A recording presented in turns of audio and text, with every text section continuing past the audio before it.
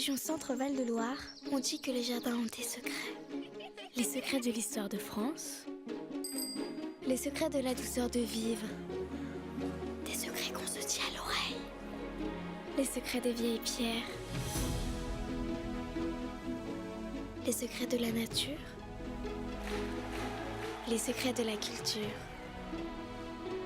Nature et culture, l'exceptionnelle rencontre. Région Centre-Val de Loire.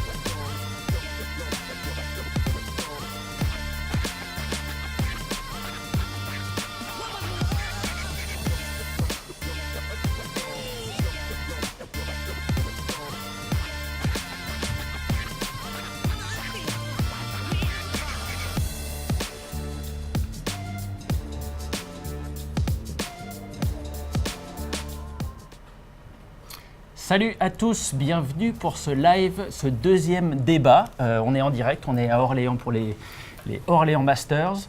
On est ravis de vous retrouver, comme hier avec les joueurs de l'équipe de France et Fabrice Vallet. Ce soir, le thème du jour, c'est emploi et formation, un thème un petit peu sérieux.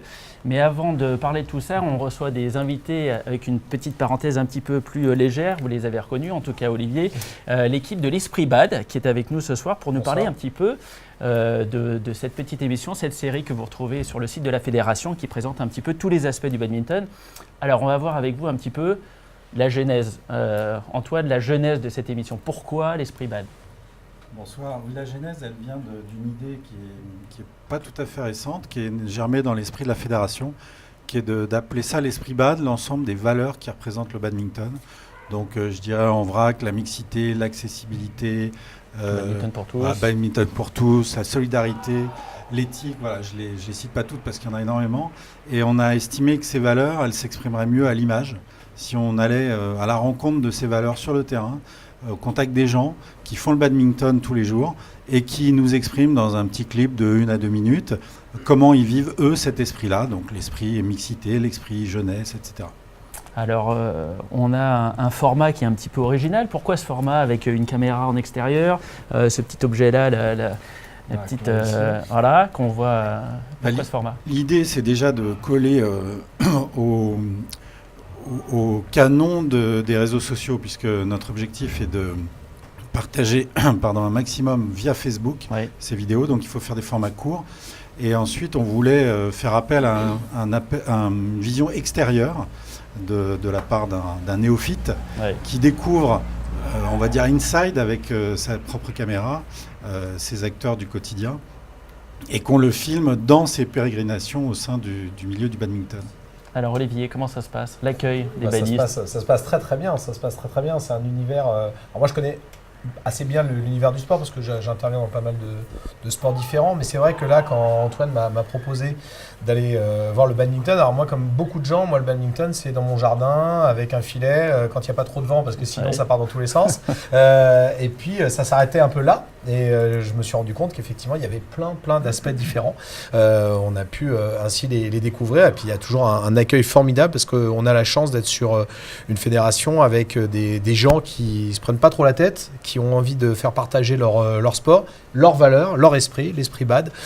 Donc c'est très agréable de pouvoir aller rencontrer les différents univers que nous propose ce sport qu'est le bad. Alors en quoi il est différent d'autres sports ? Tu dis qu'il y a d'autres sports que tu côtoies. Ouais. Est-ce qu'il y a une particularité du badminton par exemple ? Oui, bah déjà, effectivement, il y a pour simplifier peut-être l'histoire de l'esprit BAD. C'est vrai qu'il y a un véritable esprit de connivence avec les gens parce que les gens sont très heureux qu'on vienne les voir, sont très heureux de partager avec nous ce qu'ils font. Et donc ça, c'est déjà une chose importante. Ils se sentent pas du tout au-dessus de vous quand vous arrivez et que vous connaissez pas forcément toutes les règles. Voilà, exactement. Et c'est très agréable parce que qu'on soit sur des événements comme ici à Orléans ou qu'on soit dans des clubs ou même au contact des gens, parce qu'on a vu aussi des individualités, c'est toujours le même accueil, c'est toujours un accueil très agréable et puis l'envie de partager ces valeurs, exactement. Et ça, c'est super bien et à chaque fois, on est toujours bien reçus et les gens ont envie de partager.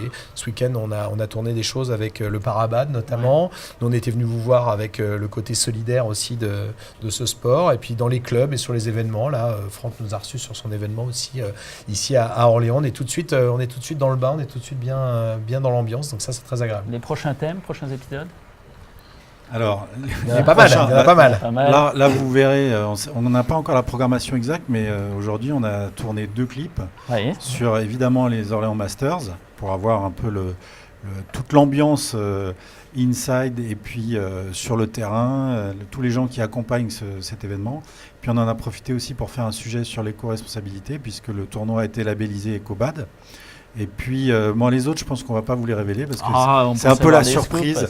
C'est la surprise. On en a encore quelques-uns dans les cartons et on a pas mal d'idées. Ouais, et c'est vrai qu'on a, on a tourné pas mal de petites choses là qui vont arriver et c'est vrai que ça touchera à différents univers et ça sera justement encore un moyen de montrer la diversité de ce sport. Super, on a hâte de découvrir ça. On va passer à l'autre plateau, à moins que vous ayez quelque chose à... Oui, alors moi je vais profiter d'être là pour faire mon plateau de fin. Vous savez, on a l'habitude de faire un plateau. Alors tiens, Raph, ce que tu vas faire, c'est que tu vas me tenir ce micro-là. Voilà. En direct, voilà. Vous avez droit... En direct, on va faire voilà, vous aurez, avant d'avoir vu tout le sujet, déjà la fin du sujet Orléans Master. Donc, comme ça, voilà. Alors le temps, évidemment, de s'installer. Ça prend toujours quelques petites secondes. Vous voyez, avec cette petite caméra, on se met en place, vous voyez, hop, alors qu'on a les résultats en direct derrière, on entend les gens qui parlent. Ah bah voilà, là j'ai déjà toute la régie, voilà, qui nous font coucou. Allez, c'est parti. Voilà, ça c'est fait. Voilà. Et quand je le retourne, voilà, il y a la petite caméra qui doit normalement se retourner, clac, clac, clac, voilà. Et je vais pouvoir le dire avec Raph, voilà, tu vois. Allez. Voilà, on est là et je vais dire que l'Esprit Bad, c'est terminé pour aujourd'hui. On en sait plus sur le Orléans Master. Et si vous aussi, chez vous, vous avez envie de partager l'Esprit Bad, eh bien, n'hésitez pas à le partager avec nous. Voilà. Merci. Super. À plus tard. Voilà, et c'est comme ça que ça se passe. Eh bien, super. Voilà, merci. Vous aurez la fin du sujet. Royal. Et pour le reste, bien sûr, il faut regarder la page Facebook de la Fédération. Voilà, sur la page Facebook de la Fédération, on trouvera le reste du sujet. J'ai été trop long, non? Non, c'était très bien. Super. On vous laisse parce qu'il y a plein de choses encore qui arrivent. Il y a des choses un peu plus sérieuses quand même. C'était bien. Merci les garçons. Merci à bientôt. Bon Orléans Master. On va juste retrouver Paul pour faire le temps que le tableau, le plateau on va y arriver, change un petit peu. On va retrouver nos invités pour le débat. Paul, tu vas nous faire un petit brief de ce qui s'est passé aujourd'hui avec les Français qui sont drôlement bien débrouillés. Alors exactement, pendant que nos amis d'Esprit Bad s'éclipsent tranquillement du plateau et que nos invités du débat formation et emploi s'y installent, petit retour sur les 2 premiers résultats des Français aujourd'hui à Orléans. À l'occasion du 2e tour du mixte, les têtes de série 2, Renan Labarre et Audrey Fontaine, se sont fait peur mais ont réussi à valider leur ticket pour les quarts de finale. Ils se sont imposés en 3-7 face au Danois Fischer-Nielsen, le médaillé olympique de 2012, et sa jeune partenaire Alexandra Beaujeu. Même scénario pour Lucas Clairbout, notre champion de France en titre, en simple homme, a eu du mal à entamer son premier match face à Emil Host, le Danois, tête de série aussi à Orléans. Il perd le premier set et après, belle réaction, il remporte le deuxième, un score serré, avant de prendre l'écart et de conserver la tête jusqu'à la fin du match. Donc dans l'historique de leur confrontation, bonne nouvelle puisque Lucas Clairbout passe devant, ils étaient à 3-3, il prend maintenant l'avantage sur son adversaire danois et on le retrouvera demain à l'occasion des quarts de finale. Super, merci Paul. Alors après cette petite parenthèse sympathique de l'Esprit Bad, on va passer aux choses sérieuses avec nos invités du soir. Sérieuses pas forcément, mais au moins le thème est sérieux. Donc on accueille avec nous Jérôme Careil, DTN adjoint chargé de l'emploi et de la formation.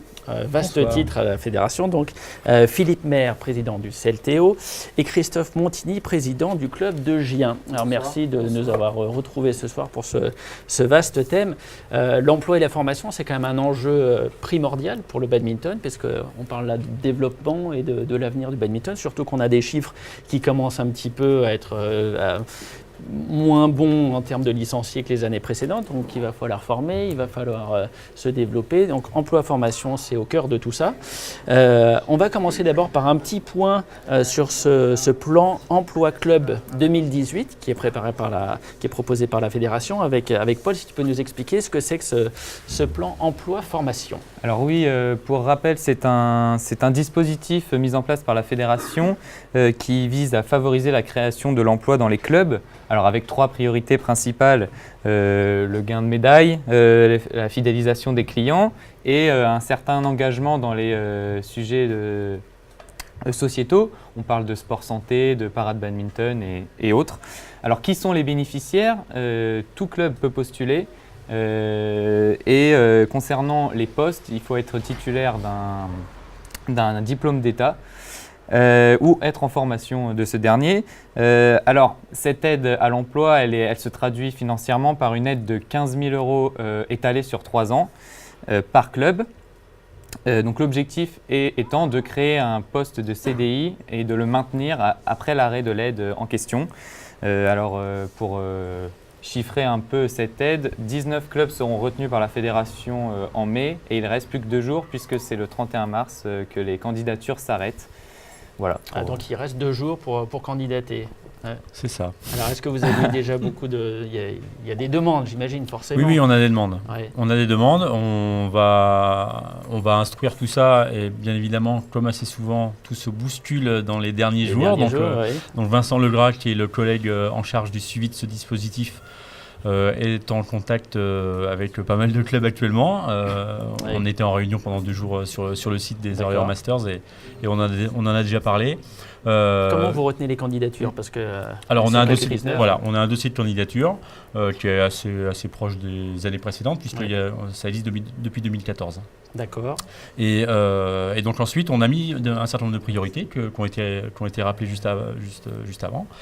Et à partir de là, on va comparer l'ensemble des dossiers. On essaye de se projeter sur les types de postes. Est-ce que ce sont des postes qui sont à la fois conformes aux critères retenus, mais aussi qui nous permettent de nous projeter sur la pérennisation, le montage financier, le projet du club derrière. Voilà, tous ces éléments nous permettent après de retenir des dossiers ou d'en écarter certains. Pour le moment, historiquement, on n'a pas écarté beaucoup de dossiers. On a quasiment pu honorer les demandes annuelles, quasiment. Voilà. D'accord. Bon, on va parler très concret. Aujourd'hui, c'est forcément dans l'esprit de tout le monde. Quand on commence à grossir en termes de club, on a envie d'avoir de l'aide extérieure, on a envie d'avoir des compétences, donc sans doute des salariés. Je me retourne vers vous, messieurs, vous êtes président de club, des hommes de terrain. Comment ça se passe? Est-ce que déjà, Christophe, tu peux nous faire un point dans ton club? Vous avez combien de salariés? Est-ce que ça a été facile à mettre en place? Donc, Badminton Club de Gien. Donc, le plan emploi a été sollicité en 2015. Donc, un salarié actuellement qui a commencé en septembre 2016. Qui nous a assez rapidement émis le désir de reprendre ses études. Donc on avait mis en place pas mal de choses. Et par contre, il s'est associé à nous pour essayer de trouver un remplaçant pour, on va dire, continuer la pérennité et des aides et aussi de toutes les actions qui avaient été mises en place au sein du club. Une première difficulté, c'est de trouver le bon candidat et puis qu'il reste. Donc là, pour le coup, on a eu au bout de 3 mois la décision. Donc après, pendant 6 mois, on a trouvé remplaçant, donc une personne qui a commencé en septembre 2017, donc en Kevin, et que l'on suit au quotidien et aussi qui a des souhaits de formation qu'on accompagne et auquel pour l'instant la fédération répond présente. Bon, donc un salarié au club. Est-ce que c'est facile à gérer? Alors au quotidien, j'imagine que vous avez, vous lui dites quoi faire, mais après il y a les fiches de paye, il y a des compétences en dehors de ce salarié là qu'il faut avoir. Au quotidien, déjà pour éviter d'avoir une personne qui gérait un employé, il y a une commission emploi. On va dire comme ça permet déjà d'avoir des décisions collégiales et pas des décisions unilatérales. Ensuite, pour la partie terrain, donc, on lui a demandé aussi d'être force de proposition, de regarder les améliorations qui pouvaient être faites. Lui est surtout sur le terrain, nous on est surtout en retrait, on joue beaucoup moins que lui et on a beaucoup moins de contacts, donc c'est, on va dire, la première personne référente au sein du club. La personne que le licencié va voir, c'est vraiment le contact privilégié des parents, des enfants, le confident aussi des fois, donc c'est important d'avoir quelqu'un d'avoir quelqu'un de confiance et force de proposition. Après, au quotidien, donc toute la partie, on va dire, gestion paye, c'est externalisé. Donc c'est des prestataires Des prestataires, okay. Exactement. C'est souvent le cas dans les clubs, ou est-ce qu'il y a des compétences, il y a beaucoup de compétences internes au club qui permettent de s'occuper du salarié en interne? Vous avez des... Je pense que c'est plus souvent externalisé que traité en direct, parce que c'est pas toujours simple de pouvoir suivre un cadre réglementaire qui bouge. Et donc déjà c'est un peu lourd à gérer, même si ça se fait, hein, voilà, mais c'est quand même beaucoup plus facile de l'externaliser parce qu'on le confie à des gens dont c'est le métier. Donc il le gère assez facilement. Il y a un petit surcoût, mais je pense que il y a des coûts supplémentaires. Voilà, ça engendre un coût supplémentaire, mais je pense que c'est pas un mauvais investissement. Voilà. Ça permet une sérénité, on va dire, surtout sur la partie réglementaire et effectivement qui évolue rapidement avec la partie sociale, etc. Donc c'est vraiment un support important. Philippe, comment ça se passe au CLTO? Bien, au CLTO badminton, on a 4 emplois, dont 3 équivalents temps plein. 3 portés sur l'accompagnement, entraîneur, animateur, coordinateur technique. Et puis un qui est plutôt porté sur la gestion, parce qu'il ne faut pas oublier toute la gestion d'un club comme le CLTO. Combien de licenciés aujourd'hui, on approche les 400, on était 420 l'année dernière.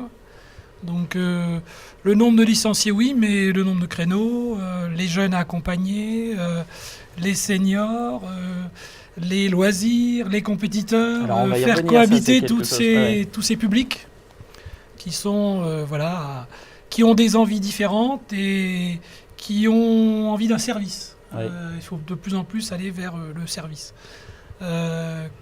Pour revenir sur la formation, on a aujourd'hui d'ailleurs Cassandra qui est en formation sur le master, puisqu'on accueille une des semaines de formation du CQP ici sur le master. Donc c'est un accompagnement régulier à donner sur une personne qui va en formation.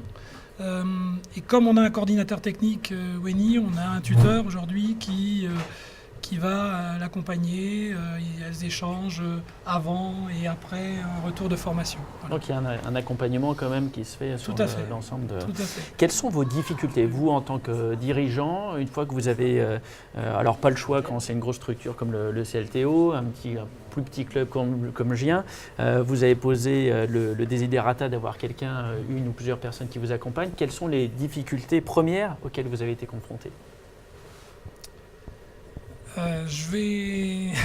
Les difficultés qu'on a eues, parce qu'au CLTO badminton, il y a un historique il y a un passé assez sérieux, c'est conserver nos salariés. Alors pareil. Hein, on a formé, ils sont partis, on a reformé, il est parti, on a reformé, il est parti. Et en fait, dans le monde du badminton, il y a plus d'emplois en fait que de candidats. Et plus de candidats que et donc aujourd'hui, on va se retrouver avec peut-être il faut arriver à fidéliser le salarié pour arriver à le garder. Voilà. Alors est-ce que c'est quelque chose? Oui, Paul. Oui, j'avais une question pour rebondir sur ce que vous dites. Est-ce que donc vous évoquez le fait que ça fait 4 ans que ce dispositif est mis en place. Quel bilan en tirez-vous? Est-ce que vous êtes satisfait? Est-ce que ça va perdurer? Est-ce que ça a fonctionné, le fait de retenir des candidatures et d'essayer de s'intégrer au cas par cas dans les clubs, dans la formation? C'est une très bonne question. Merci de me l'avoir posée. C'est une formule qui marche bien normalement. Sur la mise en place, on a eu justement un temps de travail. En fait, la fédération suit ce dispositif qui est opérationnel depuis 2014. Et on se questionne actuellement sur l'évolution de la stratégie emploi. Comme je vous l'ai dit, on était sur un dispositif destiné au club. qui était un choix qui s'est fait à l'époque. Et Qui s'adapte du coup à la nouvelle. Et là, voilà, actuellement, on est en train de se poser la question avec plusieurs éléments de réponse qui nous apparaissent au fur et à mesure sur est-ce qu'il faut qu'on garde un dispositif en direct vers les clubs ou est-ce qu'il faut qu'on le fasse évoluer. Il y a une logique d'accompagnement de l'emploi qui est toujours là au niveau de la fédération. Il y a un budget qui est consacré et qui va le rester. Mais quand tu évoques le bilan depuis de tous les clubs qui ont été retenus au plan emploi, on a eu un temps de travail ce matin directement là-dessus, donc c'est vraiment d'actualité. Les premiers éléments qui arrivent, parce qu'ils sont en lien avec deux choses. Je ne veux pas faire trop long, mais la fédération est bien consciente qu'il y a une vraie nécessité à soutenir plus les clubs. Là, pour l'instant, on était sur ce que j'ai l'habitude d'appeler une aide directe, c'est-à-dire qu'on donnait une subvention. Enfin, on avait une aide, on attribuait un montant de 15 000 sur 3 ans. Ouais. Et on s'est aperçu que donner ce montant-là, c'était bien, mais il fallait qu'on aille plus loin, il fallait qu'on accompagne aussi, qu'il y ait besoin qu'il y ait un accompagnement humain pour accompagner sur les dossiers, pour éventuellement orienter vers d'autres types de financement, pour aider à peut-être l'orientation de la typologie d'emploi, enfin voilà. Et donc, on a mis en place 2 outils.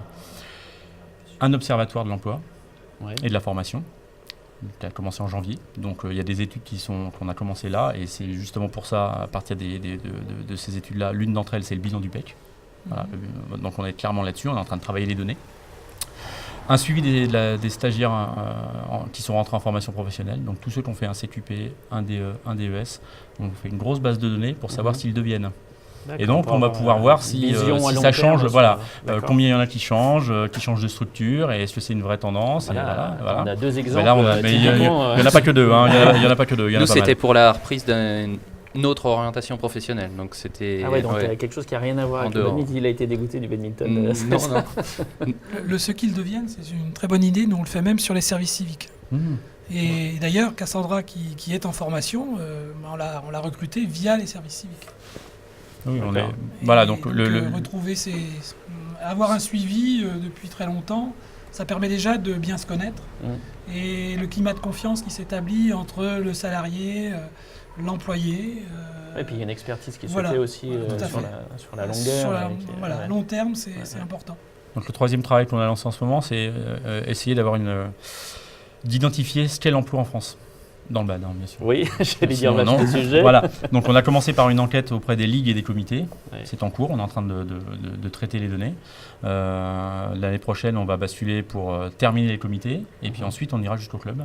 L'objectif, c'est d'avoir une photographie en plusieurs temps, parce que c'est gros, pour qu'on sache vraiment de quoi on parle quand on parle d'emploi dans le BAD. Voilà, donc c'est un observatoire, et récupérer des données et les traiter, ça prend du temps. Et tout le travail qu'on fait, en tout cas ces trois éléments-là, doivent nous servir à faire des propositions aux élus de la fédération, commission emploi-formation dans un premier temps, et aux élus, avant l'été, sur l'évolution de la stratégie emploi de la fédération. Donc qu'est-ce qu'on fait du volume financier qu'on met dessus, sachant qu'en plus de ça, on a décidé de faire un vrai accompagnement avec quelqu'un. Donc on est en train de mettre en place un centre ressources national, donc avec Vincent Legras dont je parlais tout à l'heure, qui lui suit les clubs. Donc actuellement, on a déjà proposé que tous les clubs qui voudraient solliciter le PEC puissent le contacter en direct, pour qu'on ait déjà cette relation humaine qui s'enclenche le plus vite possible. Et, voilà. Sur les ressources en elles-mêmes, moi je différencierais bien deux types de formations aussi, parce qu'il y a les formations lourdes, style Cassandra cette année, et puis des formations plus légères, Fitminton qu'on a fait suivre, l'accompagnement pour les seniors que Winnie va suivre très prochainement. Et on s'aperçoit que les formations lourdes, elles nous posent nous un souci, c'est l'absence. Comment on fait quand un salarié est parti pendant 6 semaines sur une saison, il est en formation. Qui c'est qui assure les créneaux? Comment gérer dans le club? Il n'y a pas de remplaçant qui arrive et qui vienne. Est-ce qu'on fait appel à de l'intérim? Est-ce que ça existe? Alors, il y a, à partir du moment où tu as un salarié, tu as la possibilité d'avoir avec l'OPCA qui prend en charge la formation, tu as la possibilité de le faire remplacer. Donc tu as un montant financier pour que quelqu'un vienne. Mais si tu es dans une zone où il n'y a personne de disponible, de toute façon, ça ne va pas résoudre ton problème. Il faut qu'il y ait les compétences. Mais la problématique, c'est qu'à notre degré de développement, on a besoin de plein d'éducateurs. Oui. Et donc, on ne peut pas pourvoir tous ces trucs-là. Ce qui veut dire que, de toute façon, dans d'autres filières, quand tu veux recruter quelqu'un, tu prends quelqu'un qui est formé. Ouais. Nous, il en manque. Donc, ouais. oui, sur le principe, c'est vachement mieux de prendre quelqu'un qui ne part pas en formation parce que tu l'as tout de suite de disponible. Sauf que dans plein de cas pour nous, c'est pas possible parce qu'on n'en a pas assez sur le marché. Ouais, Donc, de toute façon, il y aura forcément la nécessité d'avoir plus et il faut qu'on en forme. Et beaucoup de clubs qui se lancent dans le plan emploi club historiquement nous viennent avec des stagiaires ou des candidats qui vont occuper un poste mais qui ne sont pas qualifiés. Donc ils rentrent en DE, en préformation DE. Mais qui ne répondent pas aux besoins. C'est ponctuel. C'est-à-dire que le principe, c'est que la formation, ça reste quand même un investissement sur l'avenir. La problématique, c'est quand, ce que Philippe disait tout à l'heure, c'est-à-dire quand tu investis pour quelqu'un qui va partir. Donc ça, c'est une autre problématique qu'il nous faut résoudre aussi. Il faut que fédéralement, on arrive à résoudre ce problème. L'accompagnement qui peut être fait aussi, hein, on voit, moi je pousse un peu sur le club Avenir par exemple, on investit énormément sur les jeunes, donc tout cet investissement, il faudrait que la fédération nous aide sur cette partie-là. Un club qui investit sur les jeunes, ça veut dire derrière que la fédé va se retrouver avec des joueurs, avec des compétiteurs de haut niveau. On voit les résultats du CLT au badminton cette année qui sont très bons, très très bons. On voit que tout ce qui a été engagé depuis des années commence vraiment à être payant. Ça porte ses fruits. Ouais. Ça porte ses fruits. Et derrière, il faut l'accompagnement à tout ça. Parce qu'un rien ferait que tout peut s'arrêter. On en parlait tout à l'heure.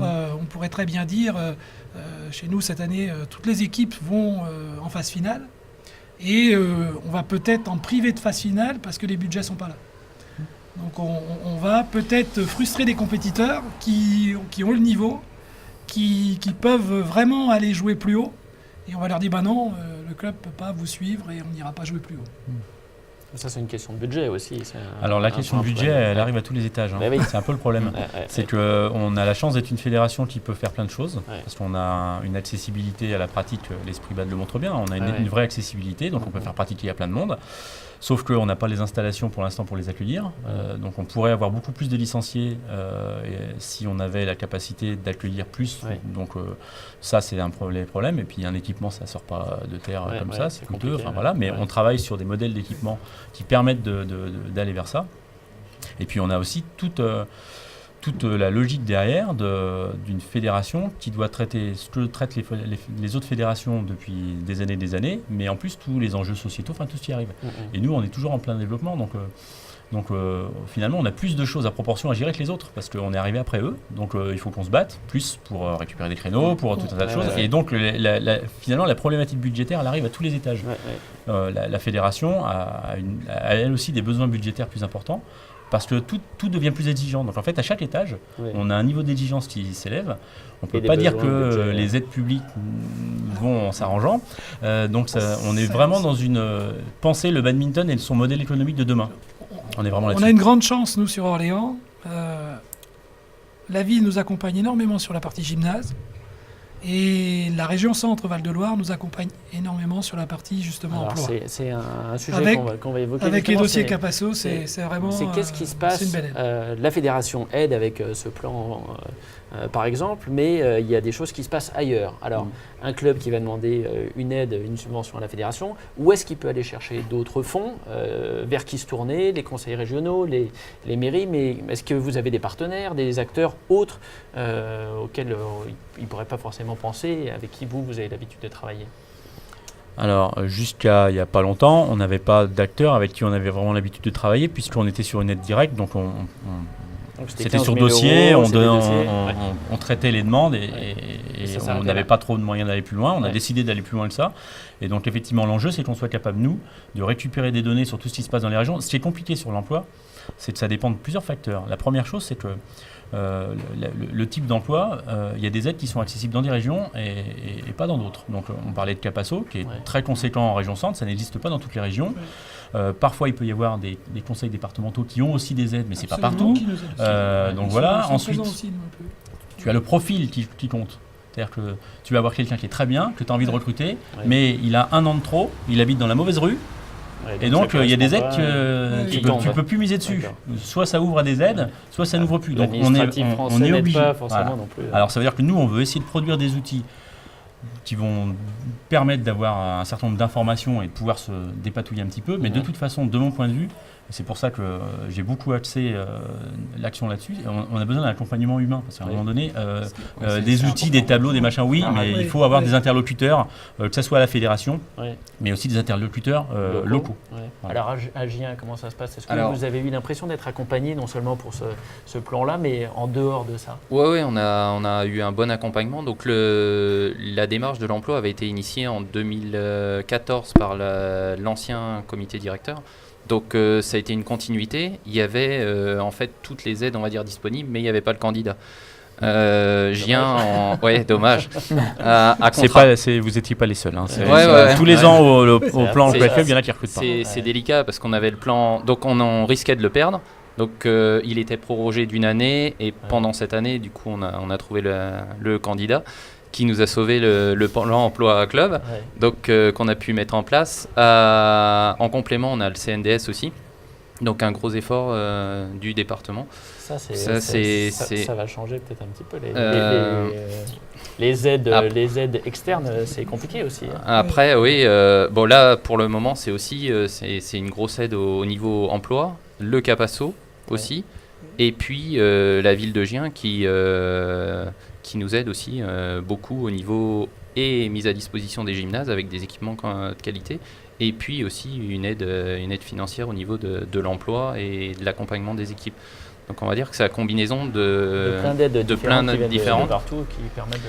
Mais faut chercher, et c'est pour ça que Est-ce qu'il n'y a l'aide... pas un manuel, il n'y a pas de manuel. guide, Alors, un espèce de guide de Tout à tout ce qui est possible d'avoir. Alors voilà, vous êtes un club, nous on vous aide pour L'emploi ce pour les plan-là, mais vous avez aussi petit a... non, c'est pas possible de faire Alors, quelque chose comme dans ça. les outils qu'on veut mettre en place, on souhaite simplifier la projection vers l'emploi. Parce qu'effectivement, c'est quand même vu comme quelque chose, à juste titre de... Ça fait peur. Voilà, ça fait peur, voilà, mais il y a quand même des conditions pour lesquelles ça se passe bien. C'est pas que de la contrainte, c'est aussi Et puis ça aide. un facteur de développement. bien sûr. Voilà, mais il faut donc arriver à rassurer les dirigeants pour qu'ils y aillent. Et puis il faut quand même les aider un petit peu. Mais ce qui est très compliqué là-dedans, c'est que l'État change ses dispositifs. Ouais. Voilà, donc là en ce moment c'est le CNDS les emplois CNDS vont devenir plus compliqués qu'avant à avoir. Et puis les régions, d'un coup, elles peuvent décider d'arrêter un dispositif, de baisser un montant. Les demandeurs d'emploi, c'est aussi des choses qui sont parfois... tu as des critères qui évoluent. commencent. Voilà. C'est Et en donc, évolution constante, comme de c'est toute territorial, non seulement il faut avoir une maîtrise nationale du truc, mais en plus il faudrait qu'on sache comment ça se passe dans toutes les régions. Autant te dire qu'on va essayer de trouver une combinaison d'un réseau entre nous, fédération, pour porter et donner le plus d'infos possible, mais on va avoir la nécessité d'avoir des acteurs sur le territoire pour accompagner justement, parce qu'ils seront en lien avec les institutions du territoire, et donc ils auront plus d'infos, et puis c'est le principe du réseau. Quoi. Je voulais juste compléter sur... on a parlé de formation, on a parlé des dossiers. Pour monter ces dossiers, il faut des bénévoles. Et aujourd'hui, les bénévoles, pour être au conseil d'administration, venir s'occuper des équipes, venir s'occuper des compétiteurs et autres, on arrive à trouver. Par contre, pour trouver le bénévole qui va venir avec les compétences et passer du temps gérer, à monter un Capasso, monter un CNDS, aller au bourg, faire les rapports. Aujourd'hui, heureusement qu'on a Winnie Razidi qui est coordinatrice technique, salarié au club, et qui vient nous aider, nous préparer des dossiers, et qui commence à maîtriser un peu les choses. Ça vient avec le temps aussi. Voilà, alors c'est là l'apport aussi du salarié, c'est comme pour un gros club, se retrouve avec le besoin de monter de plus en plus de dossiers, donc c'est un salarié supplémentaire, c'est un administratif supplémentaire, parce que les bénévoles, ils sont dépassés. Personnellement, moi, côté compétences, heureusement qu'il y a de l'aide derrière, qu'il y a des gens qui viennent nous apporter les idées, parce qu'il faut avoir les idées. Et les compétences, et l'expertise. Il faut aussi se renouveler, partir sur les nouvelles activités. On va évoquer un petit peu la formation. Alors la fédération clairement essaye d'aller un petit peu tous azimuts, aller chercher des nouveaux publics. On l'a vu avec l'Esprit Bad tout à l'heure. Mais ça veut dire aussi des nouvelles formations. Se former pour le para-badminton, qui n'a rien à voir avec les formations classiques. Se former pour les jeunes, se former pour les seniors. On a une question qui nous vient de PACA, de Laurent Garnier, justement, qui concerne cette formation. Alors vous allez voir la petite incrustation là sur l'écran et la question de Laurent Garnier, donc de la Ligue PACA sur la formation. Salut Jérôme, Laurent Garnier, donc je suis agent de développement à la Ligue PACA de badminton. Donc j'ai quelques petites questions pour ce soir. Je remercie Raphaël de sa sollicitation. Voilà, aujourd'hui les techniciens qui sont formés au diplôme d'État sont à mon avis de bons entraîneurs sur le terrain. Ils maîtrisent le geste technique, ils savent le transmettre, mais ils sont relativement aujourd'hui tous, je trouve, orientés sur l'entraînement et la performance sportive, alors que ces deux mots, entraînement et performance sportive, ça fait souvent assez peur aux nouveaux qui veulent surtout prendre du plaisir, progresser dans une ambiance conviviale. Donc selon toi, le technicien salarié doit-il être, alors c'est une petite caricature, mais est-ce que ça doit être une sorte de machine à entraîner et à former des compétiteurs, ou bien une force de proposition et un artisan du développement du club et donc du badminton? Voilà, en matière de pilotage d'association, d'outils de management, de communication, montage d'un dossier de subvention, diversification des pratiques, voilà, est-ce que c'est uniquement aux dirigeants de s'interroger sur ces questions? Voilà, moi je pense pas. Je pense que le développement des services aux adhérents, en mettant en place une sorte de démarche de qualité pour répondre à leurs attentes. On les connaît un peu, les attentes des badistes en fait. Elles sont parues récemment dans l'étude de l'Union Sport et Cycle. Voilà, je pense que c'est important pour fidéliser les adhérents, pour mieux recruter. Voilà, donc est-ce qu'à l'avenir la fédération formera les techniciens un petit peu plus à ça, ou alors les dirigeants, le cas échéant, si elles ne forment pas les techniciens à toutes ces questions. Voilà, je te remercie pour ta réponse. Salut. Une question un peu longue avec des éléments de réponse, Jérôme. Alors il a totalement raison, mais un petit peu tort quand même. Il a raison dans le sens où on constate que tous les encadrants, et ce qu'on appelle plutôt les techniciens, ont une entrée dans l'activité et dans leur métier, qui est une entrée de terrain. Ouais. Voilà, ils sont la plupart du temps issus du terrain, c'est souvent des compétiteurs, donc ils se projettent dans le métier là-dedans. Ça veut donc dire qu'il faut lutter contre ça, parce que les diplômes ne sont pas ça. Mais il y a une différence entre ce qu'est le diplôme et ce qu'on en fait derrière. Donc les diplômes, et notamment l'intérêt du passage sur les DE, DE-GEPS et DES-GEPS par rapport au brevet d'État d'avant, c'est qu'on a une vraie valence sur le projet et l'accompagnement au projet. Mais quand les stagiaires rentrent en formation, pour un certain nombre d'entre eux, ils découvrent ces éléments-là. Donc même un an et demi après, tu ne peux pas radicalement transformer une pratique qui finalement est une découverte. Donc ils sont pas sensibilisés là-dessus. Pour valider le diplôme, ils sont obligés de travailler là-dessus. Mais c'est pas simple parce que on est quand même une discipline qui est un peu managée par des compétiteurs. Oui, les clubs, beaucoup de dirigeants sont des compétiteurs ou anciens compétiteurs. Les encadrants sont anciens ou même des fois encore compétiteurs. Et donc s'ouvrir sur de nouveaux publics qui ne sont pas des publics d'entraînement en compétition. Je fais le test tous les ans sur un DE. Je demande aux stagiaires qui viennent de rentrer quel public les intéresse le plus. Le public senior et pas celui qui revient le plus, par exemple, tu vois. Et c'est pas celui-là qui revient. Voilà, des jeunes oui, mais plutôt du jeune qui veut faire de la compète et qui est bon. Donc ils sont formés à ces autres publics. Le problème c'est les centres d'intérêt. Pour l'instant, leurs centres d'intérêt sont rarement là-dessus. Et de mon point de vue, il faut qu'on garde le cap de maintenir, on le fait aussi sur le DES, sur toute la logique de projet de structure et tout ça.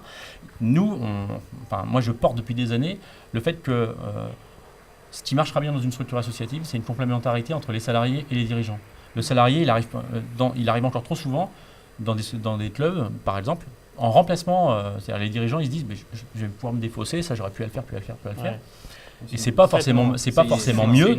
Voilà, c'est pas forcément mieux. Et ce qui fait que tu te retrouves à plus avoir d'autres encadrants que le salarié. Donc tu appauvris la filière fédérale. Donc il n'y a même pas parce que le salarié vient remplacer les encadrants et puis il vient faire tout un tas de trucs que les dirigeants ont plus envie de faire.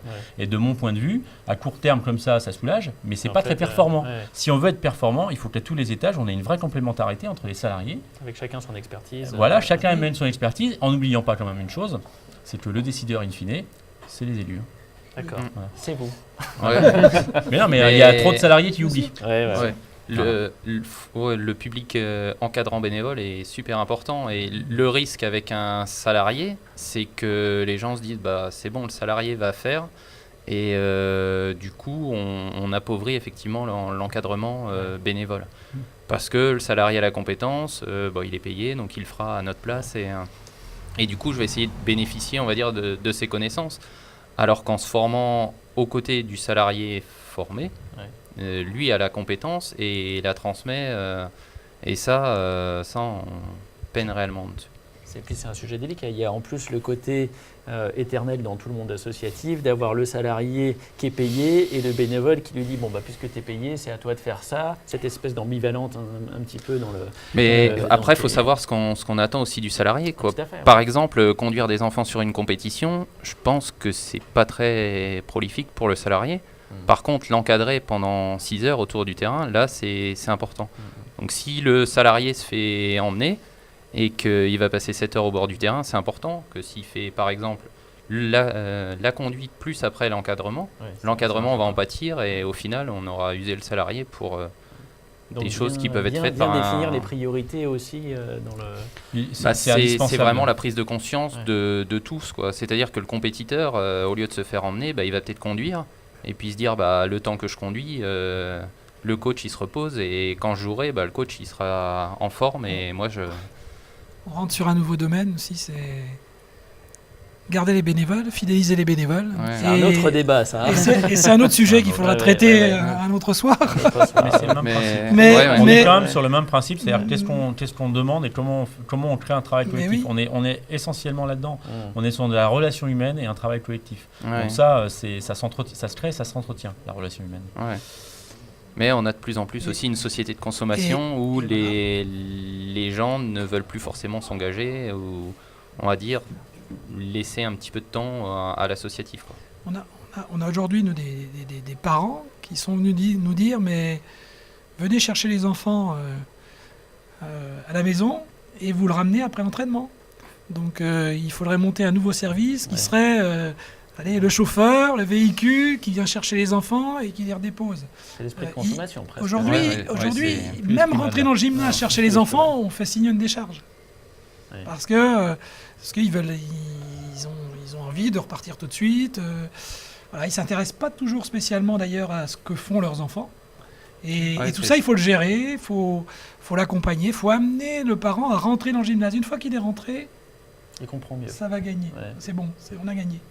Une fois qu'il est venu une fois sur une compétition aussi. Mais on a déjà eu le cas où les parents déposent sur une soirée les enfants et laissent les enfants jouer dans le gymnase et disent à l'enfant tu me rappelles quand la soirée se termine, quoi. Donc l'enfant va jouer au bas toute la soirée et il rappelle une demi-heure avant de partir, les parents viennent me chercher. On s'écarte du monde associatif. Jérôme, on va voir une petite vidéo que j'aimerais que tu commentes avant de clôturer.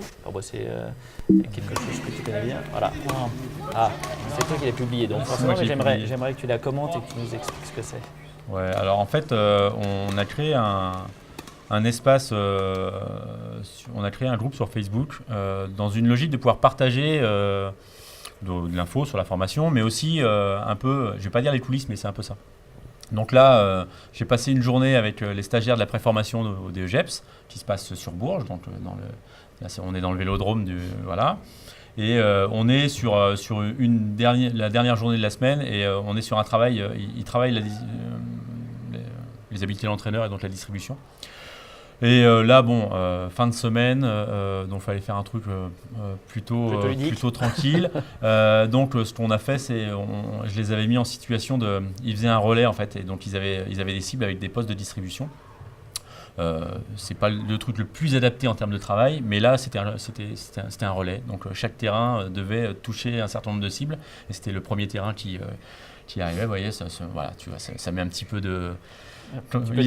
Sinon ils étaient plus en capacité de faire des choses. Il fallait que ça soit un peu ludique, mais que ça reste des choses qu'on travaille un petit peu. Donc là on n'est pas dans les grands principes qu'on développe avec eux sur la distribution, à part les habiletés techniques, mais sinon on ne travaille pas du tout cette modalité-là. Mais là c'était pour avoir quelque chose d'un peu sympa, et puis j'ai testé le live à ce moment-là, donc c'est pour ça que c'est arrivé là.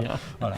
Ok, bon, comme quoi hein, c'est un sujet d'information, vaste sujet qui peut être sérieux, mais de temps en temps on se permet des petites parenthèses sympathiques. Est-ce que vous avez d'autres questions? Il faut en profiter hein, quand il est là, Jérôme, pour des interrogations, des difficultés que vous voulez évoquer. Vous pourrez le faire de toute façon hors plateau. Vous pourrez vous aussi chez vous réagir bien sûr hein, sur les pages Facebook, sur le site orléansinternational.fr.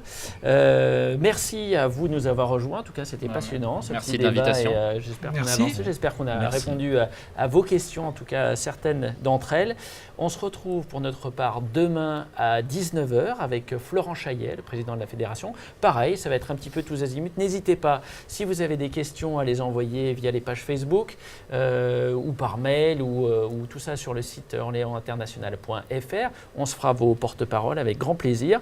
Des questions qui grattent aussi, qui ne sont pas toujours plaisantes à entendre, mais en tout cas, Florent nous a dit qu'il venait sur notre plateau avec l'esprit ouvert et de discussion. Donc, il est toujours comme ça. Il est toujours comme ça. Ben, c'est très bien, ça correspond bien au format de cette émission. Voilà, merci messieurs, et puis nous on se retrouve demain à 10h. Bonsoir. Salut.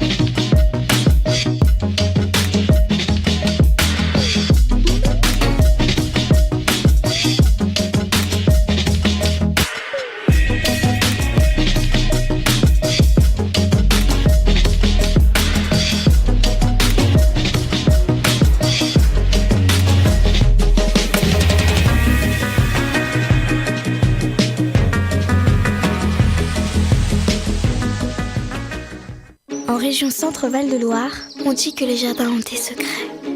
Les secrets de l'histoire de France, les secrets de la douceur de vivre, des secrets qu'on se dit à l'oreille, les secrets des vieilles pierres, les secrets de la nature, les secrets de la culture. Nature et culture, l'exceptionnelle rencontre. Région Centre-Val de Loire.